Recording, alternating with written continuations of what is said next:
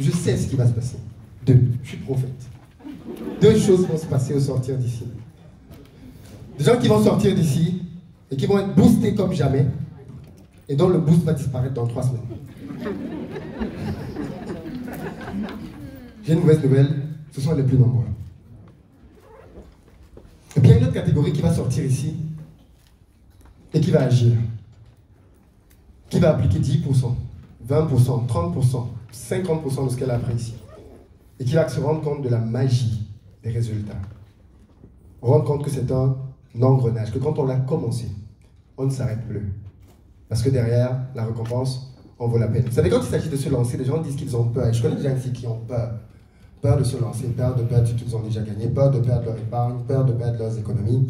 J'ai juste une chose à vous dire. Vous savez, quand vous êtes dans une situation de peur, la peur est un ennemi parce que la peur signifie que vous vous projetez et vous imaginez un scénario catastrophe. Et j'aime souvent prendre une illustration pour tuer la peur, c'est de dire que quand vous vous projetez, vous regardez mal. C'est ça le problème, c'est que vous vous projetez et vous regardez toutes les peurs, tous les échecs, toutes les personnes que vous connaissez, toutes les mauvaises paroles, c'est ça qui vous bloque. En réalité, ce que vous devez faire, c'est changer votre regard sur l'avenir. C'est regarder tout ce que vous allez obtenir si vous vous lancez. Et ça mérite que vous puissiez prendre ce risque-là. Il y a de cela quelques années, j'étais encore un salarié qui touchait mes 3000 et quelques d'euros. J'étais comme tout le monde dans la masse. Et puis un jour, j'ai décidé de démissionner. On m'a promis la mort, l'enfer. Le mois d'après, je gagnais 3 fois plus. C'est facile de vous le dire en 30 secondes. Mais entre le jour où j'ai décidé de démissionner, le moment où je l'ai fait et le mois d'après, il a fallu le faire. Il y a eu du doute. Même si sur le papier, les calculs étaient faits. Ceci pour dire que les choses ne vont pas être faciles. Elles n'ont pas vocation à être faciles. Si elles étaient faciles, tout le monde le ferait. Aussi simple que ça. Mais vous savez, c'est parce que vous prenez des risques que vous vous rémunérez en tant qu'entrepreneur. C'est parce que vous prenez des risques que les autres ne prennent pas que vous vous rémunérez différemment des autres. Les entrepreneurs, ce sont des gens comme tous les autres. Mais ce sont juste des gens qui sont franchement déterminés par une passion profonde qu'ils ont en eux, de résoudre un problème qui leur tient à cœur et la détermination de dire qu'ils n'arrêteront jamais. Je ne compte pas le nombre de fois que j'ai échoué, le nombre de fois que j'ai perdu, le nombre de fois qu'on m'a rabroué. Mais heureusement que j'ai échoué. Heureusement que j'ai perdu de l'argent. Heureusement que je n'ai pas eu de bons résultats. Parce que toutes ces circonstances ont fait de moi l'homme que je suis aujourd'hui.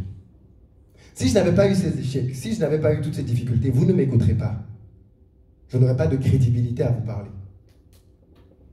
Vos difficultés, vos échecs sont sur votre chemin pour vous donner de la crédibilité.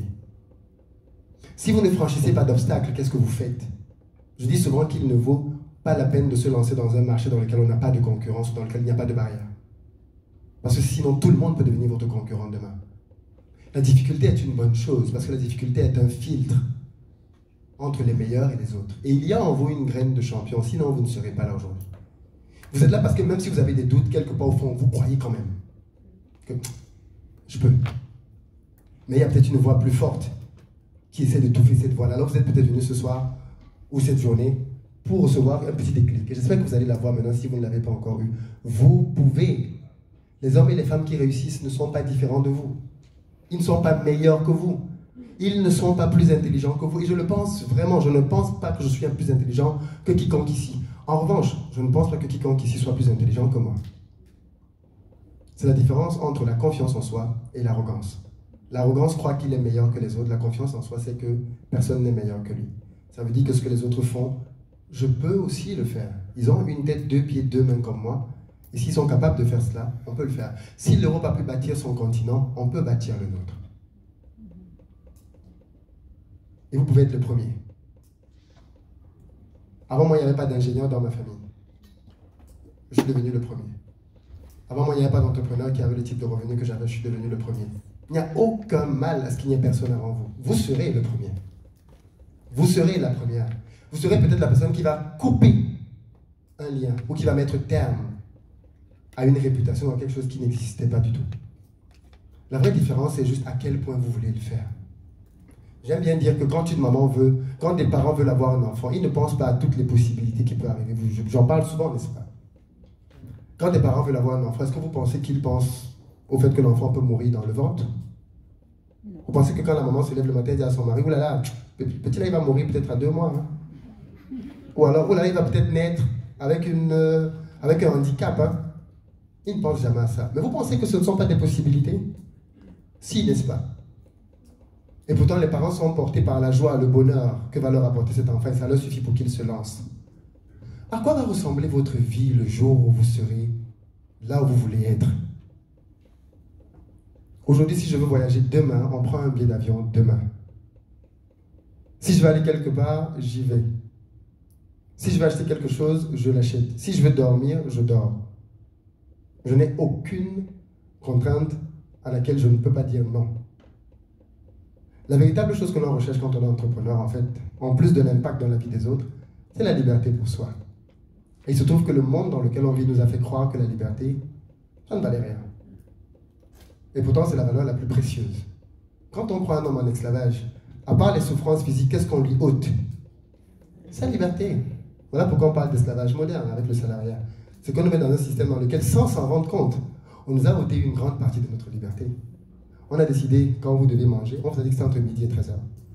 On a décidé quand est-ce que vous devez vous coucher, parce que vous savez à quelle heure vous devez vous lever. On a décidé dans quelle ville vous devez habiter, ainsi de suite. En fait, on a beaucoup paramétré de choses. Les plus belles heures de la journée, on les passe dans un bureau derrière un écran pour certains. Mais vous avez le choix.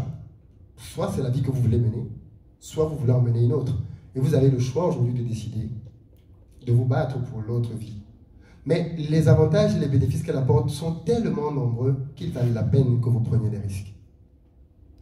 Qu'il valent la peine que vous preniez même de très grands risques. Parce que la grandeur du risque détermine aussi la grandeur de la récompense. Je souhaite donc vous laisser avec un mot. Audace. Je vous souhaite vraiment de terminer cette année avec de l'audace. Devenez des personnes audacieuses, des personnes qui frappent aux portes. Frappez aux portes auxquelles vous n'avez jamais frappé. Faites des courses que vous n'avez jamais faites. Osez des choses que vous n'avez jamais faites. Allez à des rencontres auxquelles vous n'êtes jamais allé. Entrez dans ce cycle pour créer une vie que vous n'avez jamais vécue. Parce que demeurant, c'est ce qu'on a dit tout à l'heure, ce n'est qu'en devenant quelqu'un d'autre que vous obtiendrez des résultats différents. Entre moi aujourd'hui et la personne que j'étais il y a 10 ans, je n'ai pas changé physiquement, mais à l'intérieur, je suis devenu un tout autre homme.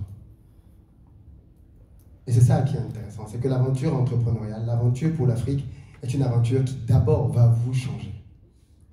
Pour les rencontres que vous allez faire, pour les expériences que vous allez vivre. Et au final, c'est ça qui va vous enrichir. Et je ne veux pas vous laisser avec des regrets. Une étude a été faite auprès des personnes mourantes dans laquelle on leur demandait qu'est-ce qu'ils regrettaient le plus dans leur vie. Ils n'ont jamais regretté les échecs. Ils n'ont jamais regretté tout ce qui n'avait pas bien marché. Par contre, ils ont regretté tout ce qu'ils n'ont jamais osé essayer. Et chacun d'entre vous ici sait au fond de son cœur le projet qui lui tient à cœur. Le projet qu'il veut réaliser et qu'il est peut-être en train d'essayer d'étouffer. Croyez-moi, si vous ne vous donnez pas les moyens d'essayer, au moins de réaliser ça, même si vous échouez, ça va être comme un grain de sable sous la chaussure. Et vous savez ce qui se passe avec un grain de sable sous la chaussure? Au début, ça va. Mais plus on marche, plus la douleur commence à monter. Et à un moment donné, elle devient insupportable. À un moment donné, on ne peut plus marcher. C'est ce qui fait qu'on a des gens qui ont 50, 60 ans, 70 ans, qui ont apparemment tout à l'extérieur, mais qui sont malheureux, profondément malheureux. Parce qu'ils n'ont jamais suivi la voie de leur cœur. Je vous souhaite donc de croire en vous, de croire en Afrique, et de donner le meilleur de vous-même. Vous le méritez. Et si vous ne le faites pas pour vous, faites-le pour votre famille. Faites-le pour vos enfants qui vous regardent et qui vont être les premiers à copier ce que vous allez leur montrer de la vie. Le plus bel héritage, ce n'est pas ce qu'on donne à un enfant dans son compte en banque. C'est ce qu'on laisse dans son cœur et dans sa tête. Les enfants vont voir ce que vous allez leur laisser. Et ils vont copier ça. Vous voulez qu'ils voient quoi?